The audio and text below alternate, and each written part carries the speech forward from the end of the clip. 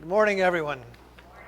If you have your Bibles, we will be in Luke chapter 20 and 21 this morning. I hope you'll turn there and we'll catch up with each other there in just a few minutes. So glad that you're here. Some of you are able to worship with your dads today, and what a great thing that is. You know, I know that it might just seem like something that's just ordinary or common to do, but it's not. It's an amazing thing. It really is. Being with your dad and being able to worship with one of your parents is such a blessing. And if you're able to do that, you will remember that blessing for many years to come. Even after they're gone, if you outlive them, you'll remember maybe where they sat. You'll remember their voice as they sang the hymns. This will be a very precious memory for you. And I think that you're doing an amazing thing. If you are able to do that and even to reach out to your dad today, I would encourage you to do so as we reach up to the Father in our worship this morning. 1976, the Special Olympics. It was in the Special Olympics in Seattle, Washington. There were 9 contestants lined up at the starting line for the 100-yard dash. At the sound of the starting gun, they all started off in their own way, making their best effort to run down the track towards the finish line.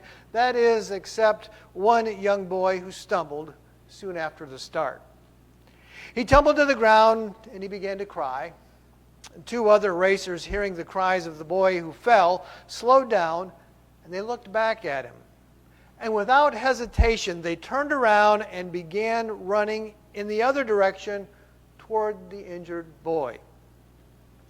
While the other contestants ran to make it to the finish line, the 2 who had turned around to run the other direction reached out to help the boy to his feet. All 3 of them linked arms, and together they walked across the finish line. By the time they had reached the end, everyone in the stands was standing and cheering, some with tears down their faces, even though by turning back and helping the boy who fell, they lost their own chance to win the race. They all had smiles on their faces, though, because they had done the right thing. Something that day happened that was extraordinary. It was something that the athletes who were participating got, that they valued the runner more than the race. And in the stands where everybody was watching race after race and event after event that day, and it just became common, there was something in the stadium that day that became endearing from just an everyday situation. There was something commendable from that which was common. And in our text today, Jesus sat down for a moment. And he saw something endearing in the midst of his everyday battles at the temple. In his battles with the priests, the scribes, and the Sadducees. He saw something that was commendable among what was normally common. In fact, as the shadows of the cross are growing close, he found somebody who really got it. In the context, Jesus had already passed through Jericho. When he was in Jericho on that occasion in chapter 19, that's when he met a man named Zacchaeus. He stopped at the sycamore tree, and when people ridiculed Jesus and Zacchaeus for being together at Zacchaeus' home, Jesus said in Luke 19:10 that the Son of Man came to seek and to save that which was lost. And so he goes through Jericho on his way to Jerusalem, and this will be the last time in his ministry that he will be in Jerusalem. It's the final Passover before his crucifixion. And so he finally arrives in Jerusalem, and he spent much time there at the temple. And so, as he continued there in Jerusalem, there was both times of mourning and times of hostility. He began to mourn over Jerusalem, the impending doom that was coming to Jerusalem. He prophesied about that, and secular history tells us in AD 70, Jerusalem was destroyed. But then things became hostile. He cleansed the temple of those who were abusing it in unholy ways. And then as we enter chapter 20, after cleansing the temple, in 20 and verse 1, the Bible says that he taught the people in the temple and preached the gospel. The gospel is good news, glad tidings. Was it the good news about the kingdom of heaven? Was it the good news of the death, burial, and resurrection? He spent a lot of time in the temple. I doubt that he left anything out. It was all good news that he was teaching. But before that verse ends in chapter 20 and verse 1, the chief priests and the scribes confront him. And from that point on, Jesus has to address their accusations and their tests. And so you'll notice in chapter 20, beginning in verses 9 through 17, we read about the parable of the wicked vine dressers. And in that parable, he warns about the impending doom because of their hard hearts. And in that parable, he even predicts his own death because of their hard hearts. And then as you move on through chapter 20 and you go to verse 20 and 26, they next send pretenders to seize on his words in order that they might deliver him to the authorities. They want Jesus to be arrested. So they shroud their trap with a question. Is it lawful to pay taxes to Caesar or not? This might seem like a no-win kind of a question. Because if he says that they have to pay taxes to Caesar, then the people's not going to like that because they don't want to pay taxes to Caesar, the Jews don't. But if they say don't, if he says don't pay taxes to Caesar, well then he can be arrested because he's a traitor to Rome. So Jesus answers very wisely. Give me one of your coins. And he looks at that coin, he says, whose image and inscription is on that coin? And they say, Caesar's. And so he says, render to Caesar the things that are Caesar's, and render to God the things that are God's. They marveled at his words, and they kept silent in verse 26. Then as we move on through verse 27 through 40, the Sadducees, who deny that there's a resurrection, they concocted another trap. They bring up the law of Moses and how that if there was a man who dies before he has children with his wife, then the brother can take the wife or should take the wife and have children with her for the brother. And they go through this long scenario. So there's a wife and a husband. He dies before there's any children. And then the other brother comes and he dies before there's children. And there's 7 of them that die with no children. And so in the resurrection, if you think there's a resurrection, then answer this. Whose wife will she be? 1, 2, 3, 4, 5, 6, or 7. And Jesus explains that they don't understand the resurrection. That in the resurrection, we're not like ourselves here. We're like the angels, and we're not given in marriage, and we don't marry. And then he begins to explain the law, the way that it was intended. And after that, in verse 40, it says, they dared not ask him another question. And then after that, Jesus questions them. In chapter 20, 41 through 44, he asked them to explain Psalm 110, where David calls his descendant Lord. How can David call his descendant Lord when David is the king? And the only answer to that is if his descendant is Jesus, but they did not want to answer this, so they had no answer. And finally, at the end of chapter 20, Jesus gives a strong warning. Let's begin there in chapter 20, verse 45. I'm in Luke chapter 20, verse 45.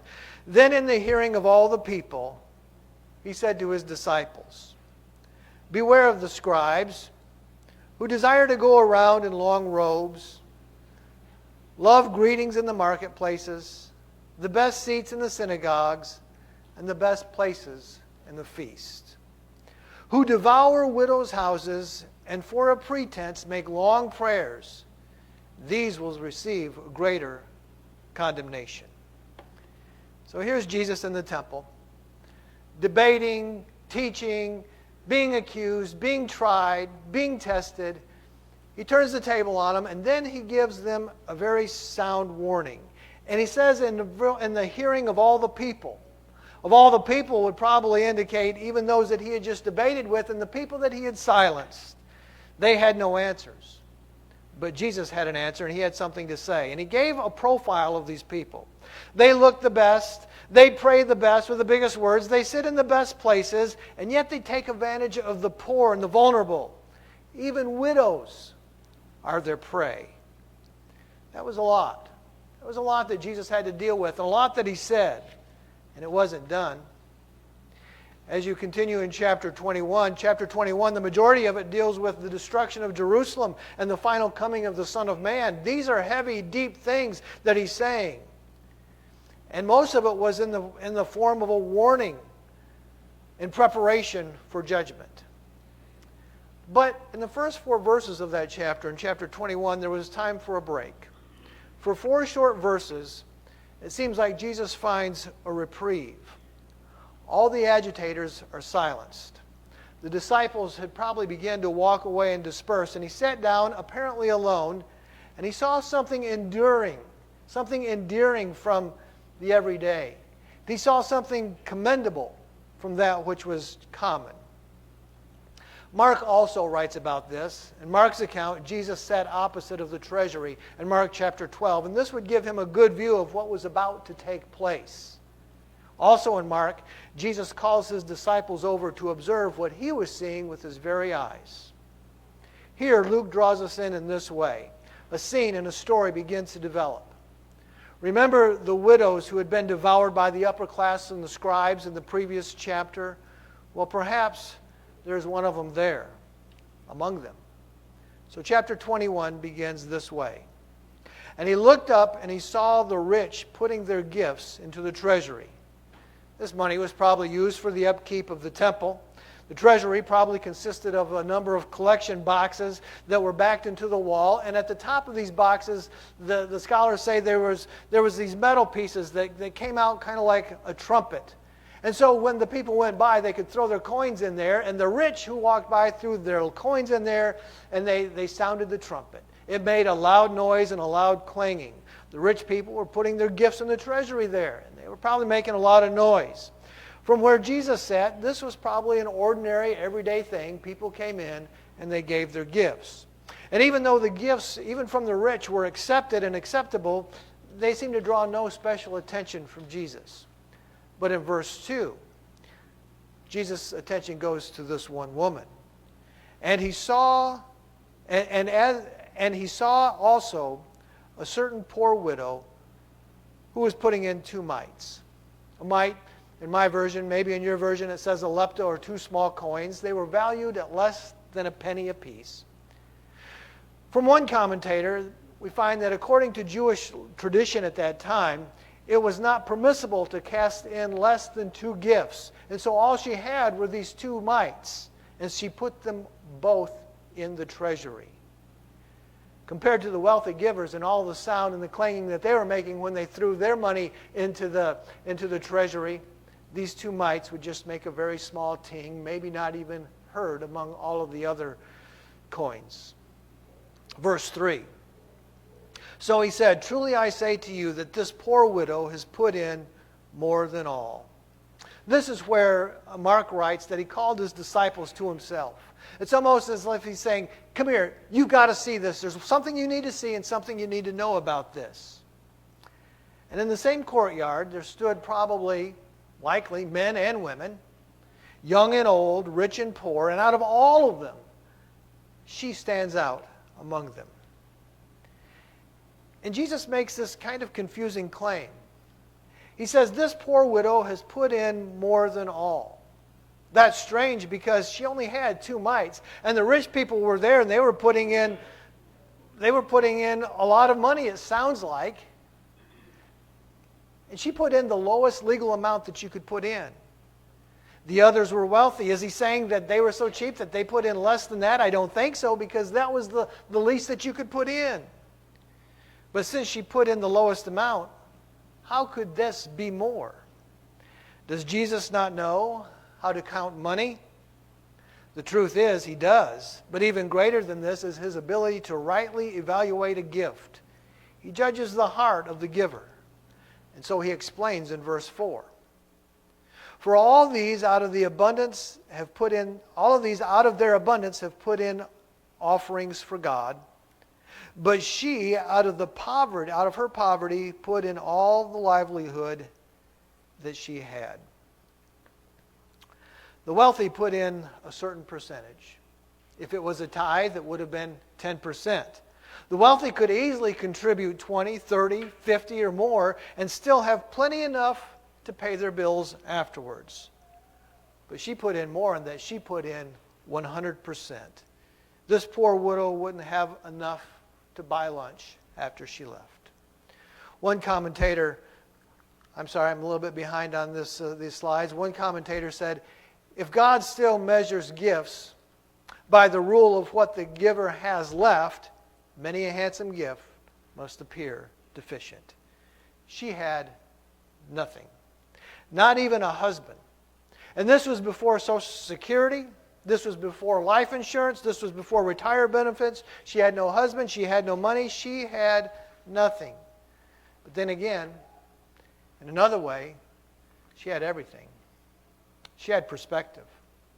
She had trust in God. She couldn't trust in the market. She couldn't trust in the value of the dollar. She couldn't trust in a financial advisory board. She didn't have the safety nets of today. She couldn't trust in the bank. She couldn't trust in interest rates. She couldn't trust in tariff relief. She couldn't trust in anything. She was completely trusting in God. Have you ever been in one of those situations where there was nobody, nothing you could trust, no safety nets, they were all removed, and you could only trust in God? It seems like a scary thing, but it is an enriching thing, in fact. She had a noble character also. She was in harmony with God's law and the intent of God's law, even to the point of complying with the Pharisaical rule of contributing 2 gifts. But deeper yet, she had the heart of Christ. Her heart was sacrificial, willing to give all, leaving nothing behind.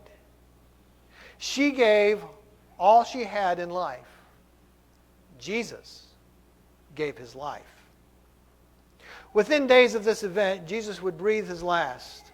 He would give up the ghost, and the life of the Son would be given, completely given, totally, entirely, fully given. But not finally. We know that he would raise in 3 days. But the resurrection only came after the sacrifice of life, of everything except for hope. The resurrection was the confirmation, but the cross was devastation. It was total. His life was given completely. At this point, the widow didn't know what her life would become. She was in destitution.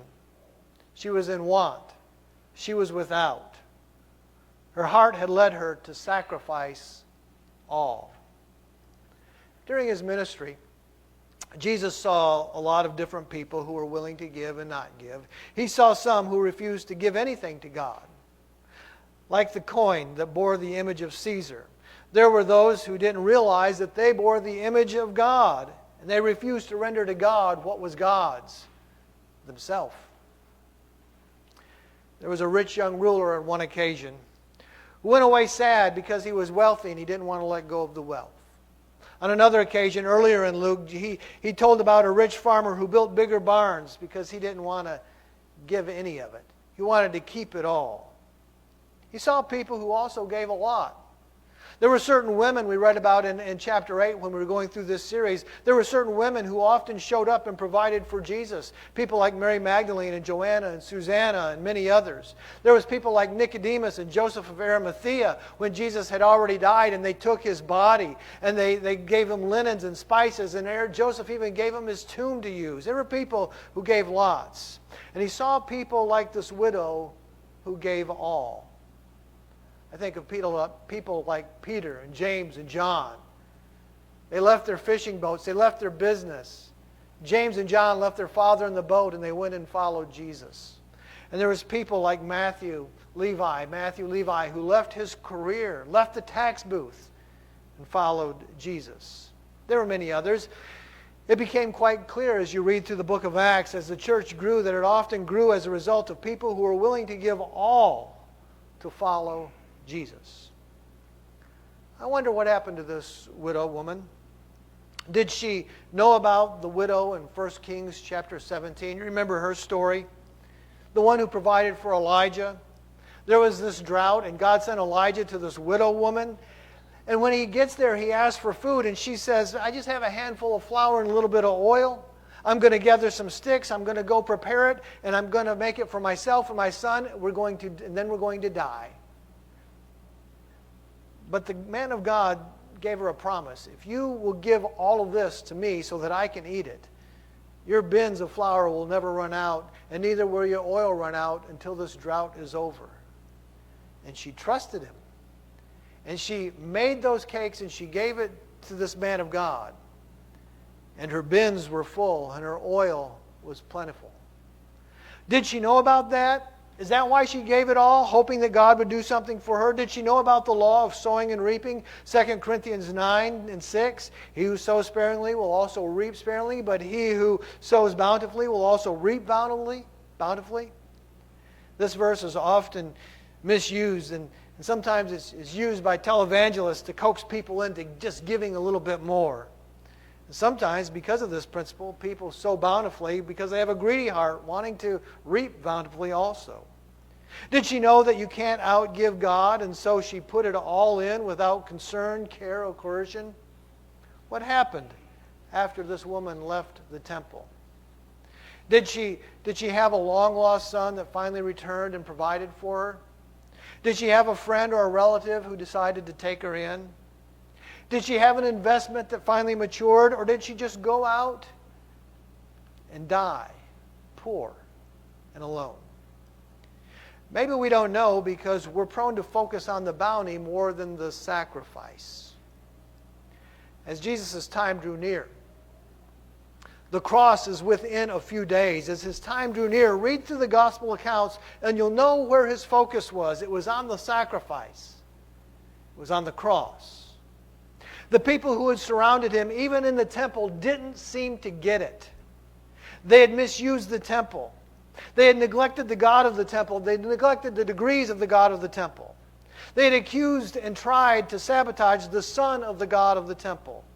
And the people around him wanted to debate about his authority and about marriage and divorce and resurrection and even taxes. They wanted to be seen and their coins to be heard. They were seen and they were heard, but Jesus knows how to evaluate a gift. And he looked up in verse 1, and he saw in verse 1. And in verse 2 again, he saw. And he calls his disciples so that they could see too. See what? See somebody who got it. Somebody who gets what's really important. This was an endearing moment in the middle of an everyday endeavor. This was something that was commendable among the things that were otherwise common.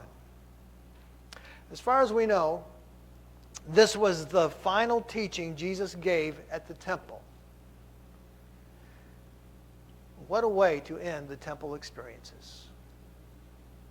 In the next chapter, it begins with the plot to kill Jesus, and soon after that, he's on the cross. He knew what was ahead of him.